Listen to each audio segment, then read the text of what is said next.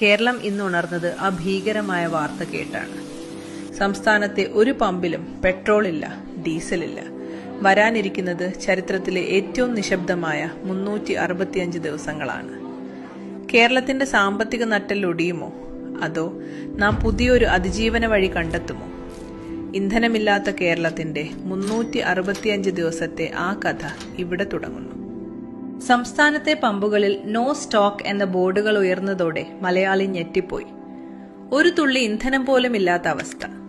പെട്ടെന്ന് തന്നെ റോഡുകൾ നിശ്ചലമായി. തിരക്കേറിയ ജംഗ്ഷനുകൾ വിജനമായി മാറി. KSRTC ബസ്സുകളും പ്രൈവറ്റ് ബസ്സുകളും ഡിപ്പോകളിൽ കട്ടപ്പുറത്തായതോടെ കേരളത്തിന്റെ ചലനം പാതി വഴിയിൽ നിലച്ചു. വഴിയിൽ കുടുങ്ങിയ രോഗികളെ കൊണ്ടുപോകാൻ ആംബുലൻസുകൾക്ക് പോലും ഇന്ധനമില്ലാതെ വന്നത് വലിയൊരു ആരോഗ്യ പ്രതിസന്ധിയുണ്ടാക്കി. സർക്കാർ ഉടൻ തന്നെ വിദ്യാഭ്യാസ സ്ഥാപനങ്ങൾക്ക് അവധി നൽകി. ഓഫീസുകൾ മുഴുവൻ വർക്ക് ഫ്രം ഹോമിലേക്ക് മാറി. ഇതോടെ ഇലക്ട്രിക് വാഹനങ്ങളുടെ ഡിമാൻഡ് കുതിച്ചുയർന്നു. ഒരു പഴയ ഇലക്ട്രിക് സ്കൂട്ടറിന് പോലും വിപണിയിൽ ലക്ഷങ്ങൾ വിലയായി. വീടിന്റെ മൂലയിൽ പൊടി പിടിച്ചു കിടന്ന പഴയ സൈക്കിളുകൾ എല്ലാവരും പുറത്തെടുത്തു. വിദേശത്തുനിന്ന് വിമാനത്താവളങ്ങളിൽ ഇറങ്ങിയ പ്രവാസികൾ വീട്ടിലെത്താൻ വഴിയില്ലാതെ പെരുവഴിയിലായി. പോലീസുകാർ സൈക്കിളിൽ പെട്രോളിംഗ് നടത്തുന്നത് കേരളം ആദ്യമായി കണ്ടു. ആദ്യത്തെ മാസം പിന്നിടുമ്പോൾ പ്രതിസന്ധി നമ്മുടെ വയറിനെ ബാധിച്ചു തുടങ്ങി. ചരക്ക് ലോറികൾ അതിർത്തികളിൽ കുടുങ്ങിയതോടെ കേരളത്തിലേക്കുള്ള ഭക്ഷണ വിതരണം പൂർണ്ണമായും നിലച്ചു. പച്ചക്കറിക്കും പലചരക്കിനും സ്വർണത്തേക്കാൾ വിലയായി. പാലും മുട്ടയും കിട്ടാക്കനിയായി മാറി. കടലിൽ പോകാൻ ഡീസൽ ഇല്ലാത്തതിനാൽ മത്സ്യബന്ധന ബോട്ടുകൾ പുഴകളിൽ കെട്ടിയിട്ടു. മീൻ വിപണി തകർന്നു. സിമന്റും മണലും വരാത്തതുകൊണ്ട് ലക്ഷക്കണക്കിന് നിർമ്മാണ പ്രവർത്തികൾ പാതി വഴിയിൽ സ്തംഭിച്ചു. വണ്ടികളില്ലാത്തതിനാൽ ഓൺലൈൻ ഡെലിവറി കമ്പനികൾ പൂട്ടിയതോടെ ആയിരക്കണക്കിന് യുവാക്കൾക്ക് ജോലി പോയി. ലാഭം കൊയ്യാൻ ചിലർ നടത്തുന്ന പൂർത്തിവെപ്പ് തടയാൻ റേഷൻ കടകളിൽ പോലീസ് കാവലേർപ്പെടുത്തി. സാധനവില താങ്ങാൻ കഴിയാതെ ഹോട്ടലുകൾ ഒന്നൊന്നായി പൂട്ടി. പട്ടിണി മാറ്റാൻ മലയാളി സ്വന്തം പറമ്പിൽ കൃഷി ചെയ്യാൻ നിർബന്ധിതനായി. പണത്തിന് വിലയില്ലാതെ വന്നതോടെ സാധനങ്ങൾക്ക് പകരം സാധനം കൈമാറുന്ന പഴയ ബാർട്ടർ സിസ്റ്റം ഗ്രാമങ്ങളിൽ തിരിച്ചെത്തി. 6 മാസം പിന്നിടുമ്പോൾ കേരളത്തിന്റെ സാമ്പത്തിക നട്ടെല്ല് ഒടിഞ്ഞു. ഇന്ധന നികുതി ഇല്ലാത്തതിനാൽ സർക്കാരിന് വരുമാനമില്ലാതായി. ശമ്പളവും പെൻഷനും മുടങ്ങി. ഡ്രൈവർമാർക്കും മെക്കാനിക്കുകൾക്കും ജോലി പോയതോടെ ആ കുടുംബങ്ങൾ വഴിയാധാരമായി. വണ്ടികൾ ഓടാത്തതിനാൽ ഇൻഷുറൻസ് കമ്പനികൾ വൻ നഷ്ടത്തിലായി. സഞ്ചാരികൾ വരാത്തതിനാൽ ടൂറിസം മേഖല അനാഥമായി. വലിയ ഷോപ്പിംഗ് മാളുകൾ പൂട്ടേണ്ടി വന്നു. വരുമാനമില്ലാത്തതിനാൽ വാഹന ലോണുകൾ മുടങ്ങി.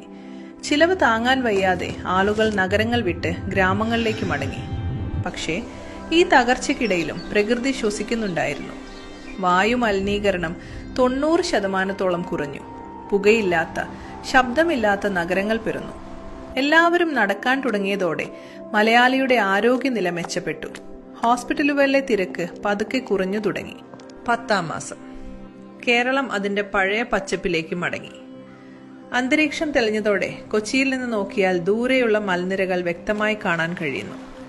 പുഴകളിലെ വെള്ളം സ്ഫടികം പോലെ ശുദ്ധമായി.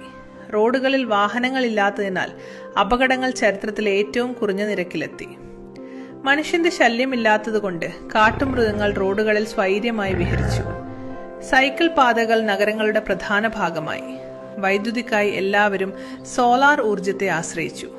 ഭാരം കയറ്റാൻ കാളവണ്ടികൾ പരിഷ്കരിച്ചു തിരിച്ചെത്തി. കേരളത്തിന്റെ പഴയ വഞ്ചികളും തോണികളും കാളവണ്ടികളും കുതിരവണ്ടികളും പ്രധാന യാത്രാമാർഗമായി മാറി. അനാവശ്യ പാക്കേജിംഗ് കുറഞ്ഞതോടെ പ്ലാസ്റ്റിക് മാലിന്യങ്ങൾ കുറഞ്ഞു. യാത്രകൾ കുറഞ്ഞതുകൊണ്ട് കുടുംബാംഗങ്ങൾ തമ്മിലുള്ള ബന്ധം ദൃഢമായി. നമ്മൾ പ്രകൃതിയോട് കൂടുതൽ അടുത്തു. ഒരു വർഷം പൂർത്തിയാകുമ്പോൾ കേരളം ലോകത്തിന് മാതൃകയായി. നാം ലോകത്തിലെ ആദ്യത്തെ സമ്പൂർണ്ണ ഇലക്ട്രിക് വാഹന സംസ്ഥാനമായി മാറി. പഴയ പെട്രോൾ പമ്പുകൾ ചാർജിംഗ് സ്റ്റേഷനുകളായി രൂപം മാറി. പച്ചക്കറി ഉൽപാദനത്തിൽ നാം സ്വയം പര്യാപ്തത നേടി. മുറ്റത്ത് കിടക്കുന്ന പഴയ കാറുകൾ വെറും അലങ്കാര വസ്തുക്കളായി മാറി.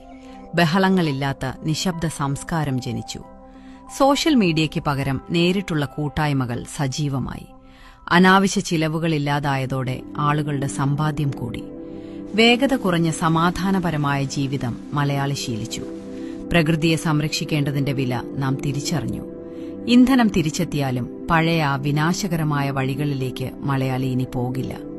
ഒരു പുതിയ കേരളത്തിന്റെ ഉദയം ഇവിടെ സംഭവിക്കുന്നു. പ്രകൃതിയും മനുഷ്യനും ഒന്നായി മാറുന്ന പുതിയ യുഗം. പെട്രോളും ഡീസലും ഇല്ലാത്ത ഒരു വർഷം നമ്മളെ പഠിപ്പിച്ചതെന്താണ്? സൗകര്യങ്ങൾ കുറയുമ്പോഴും ജീവിതത്തിന്റെ വേഗത കുറയുമ്പോഴും നമുക്ക് അതിജീവിക്കാൻ കഴിയുമെന്നും പ്രകൃതിയോട് ചേർന്നു നിൽക്കുന്നതാണ് യഥാർത്ഥ സന്തോഷമെന്നും നാം തിരിച്ചറിഞ്ഞു.